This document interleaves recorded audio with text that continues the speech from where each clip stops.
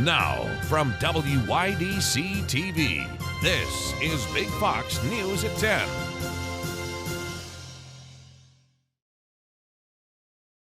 Good evening, I'm Anna Manuel. A house fire broke out this morning in South Corning on River Road. The Corning Fire Department and multiple other crews battled the flames, resulting in heavy smoke. As of 5:30 this evening, crews were still at the scene, hosing down the home. The cause of the fire is unknown at this time. The Chemung County Legislature will vote on whether to buy a former bank building for $1 million. The county's bid was accepted following an auction for the building. The former five-star bank building on Lake Street in Elmira would be used as an additional space for government departments, according to Legislature Chairman Mark Margison. However, no official uses have been announced. 77 county properties are up for bid in the latest Chemung County real estate auction. The available buildings are all tax foreclosed properties. Bidding began today at noon and runs until 10 a.m. on April 21st. The auction is only accessible online, where a full list of the available properties and photos are available. As spring continues to drive nicer weather into the Twin Tiers, golf and other outdoor activities are opening up. Big Fox's Josh Feldberg teed up at the Mark Twain Golf Course today.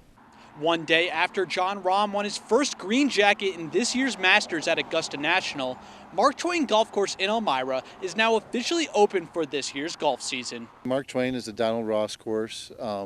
It's owned and operated by the city of Elmira. We try to open April 1st every year. Today the course was packed with golfers all trying to get their first rounds of the season under their belt. With great weather expected all week, a lot of golf is expected to be played. We're getting a sneak peek at what summer was last year. This week's going to climb into the 80s or near 80, which is very unusual for the second week of April. But it's good to get everything started and get the season finally going. Golf is one of the fastest growing sports across the country, bringing thousands to local courses every year. I think this whole area and actually across the industry, I think COVID brought a lot of new players to the game. And that's the popularity, the increase of tee times. Our tee times are filling up pretty much throughout the whole summers, from start of the day to the end. It was something that everybody could do outside, once everything got going, and they've kept at it. So it's just like that addiction that they tried, and then they're still doing it. Anybody looking to play golf at any level can find plenty of options across the Twin Tiers. Local tournaments are available for anybody looking for a more competitive environment. Josh Feldberg, Big Fox News, Elmira. In what is the most significant abortion ruling since the Supreme Court overturned Roe v. Wade, a Texas judge has now put in jeopardy the abortion pill. Caroline Shively has the latest from Washington. Hands off the abortion pill. A drug on the market for over 2 decades is now in question. A Texas federal judge late Friday sided with an anti-abortion group, suspending FDA approval of mifepristone on safety concerns. That pill is part of a 2-drug regimen responsible for over half the abortions in the U.S. If this judge says you can overturn that and 23 years of evidence to show that it is safe and effective, you've put essentially every drug in America and some form of risk. That decision won't take effect for days. The Biden administration has already appealed. The case now goes to the conservative-leaning Fifth Circuit Court. We hope that the appellate court makes the sound judgment that what this judge did was extreme. Some lawmakers suggest the Food and Drug Administration should ignore the Texas ruling. There is an extraordinary amount of precedent for this. This thing should just be thrown out, quite frankly. A majority of voters in a Fox News poll side with Democrats on abortion, and some Republicans say they need to strike a balance. We can win this issue at the ballot box if we show up with reasonable positions. If we have our head in the sand, we're going to lose. The Justice Department, meanwhile, is reviewing a separate ruling from a federal judge in Washington state,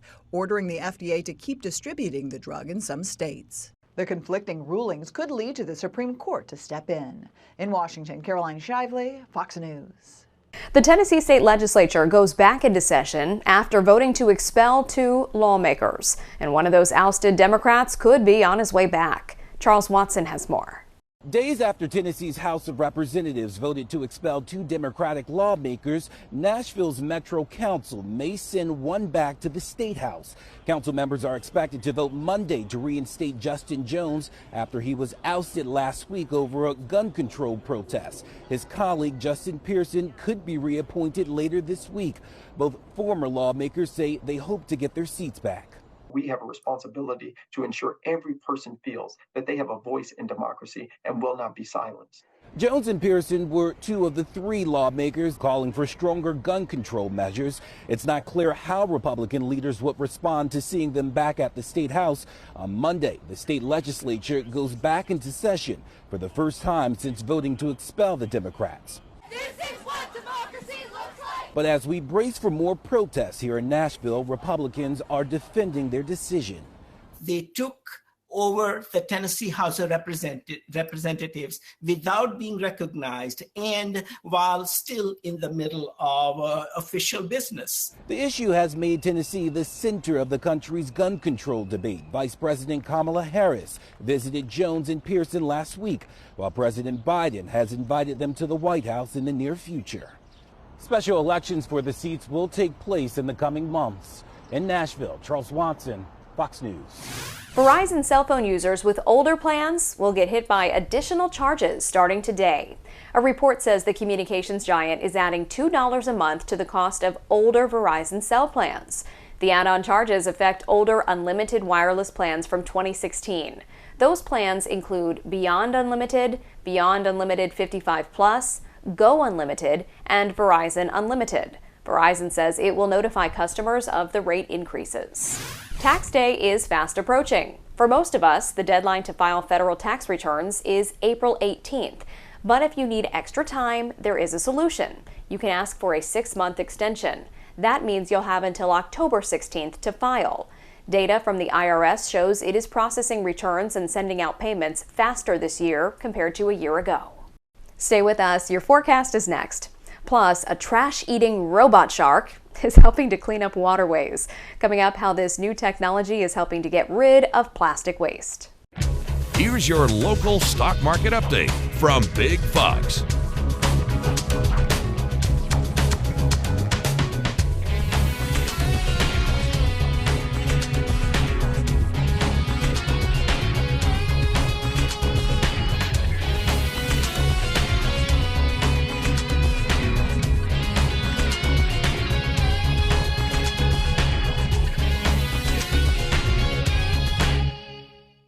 Now, your Twin Tiers forecast from Big Fox. Hopefully you've been buckled up for this roller coaster weather pattern we have been under. From the middle of last week, seeing those 70s take over the board, to seeing that cooling trend as we worked into the early weekend, but those rebounds underneath that spring sunshine has been made. 50s, they are mid-50s for our Sunday, which is a seasonal high temperature, and then stepping back into those 60s here for our Monday. As we're underneath that bright blue sky, we'll continue to see that beautiful sunshine persist into the forecast with above average temperatures, as 70s are on the board for our Tuesday. Even a low of 37 degrees keeps us about 5 degrees above that average of 32, and a high of 71 brings us nearly 15 degrees above that average of 56 degrees. Now, it's all going to be paired up, as mentioned, with that beautiful sunshine from today all the way into that Friday. It is going to be gorgeous weather to get out and enjoy. We're even going to see some of the first 80s of the year late in this week's forecast, but it's going to come with some weekend changes. So we wish the beautiful weather was on the weekend. Now, the changes are still being tracked of how widespread it's going to be, how big of those changes we see, but at least what we're seeing growing in confidence is that there is some cooler weather moving in, especially cooler than the 80s that are going to be possible, as well as noting that rain chances are within the forecast starting as early as Saturday and running into the early next work week. So first, starting off though, as we step into a gorgeous Tuesday, it is going to be a little breezy into the afternoon. That wind gust locally getting up to about 20 to 25 miles per hour. farther off towards the north as well as the east, there are some drier air concerns in place and soil concerns that are bringing some of those fire concerns. Now, note that there is that annual state fire ban in place until May, about middle of May, so we want to restrict and not do any burning there. But there's also other ways that fires can start. That can be dragging trains with sparks, as well as note that cigarette butts in dry soil conditions can start off, especially as we're starting to see things try to soak in that moisture and green up for the springtime months. So something always to keep in mind of during this time of the year. But as we roll into our Tuesday, as mentioned, we top off at about 71 degrees with that southwesterly wind, with more sunshine around for the region as we're building those 70s all the way through those Finger Lakes over through Binghamton, Westfield around about 66 degrees. Into Wednesday, more widespread mid-70s on the board, and then before you know it, we will have those 80s for that Thursday, potentially even through Saturday forecast there, even mid-80s on Friday with abundant blue sky. Also note the sun angle is high enough this time of the year, and we have enough sun exposure that you will burn. So sunscreen is necessary if you plan to be outdoors. But we will note that as we head into the weekend, there are some of those changes moving through with a chance for some rain and some cooling into Monday.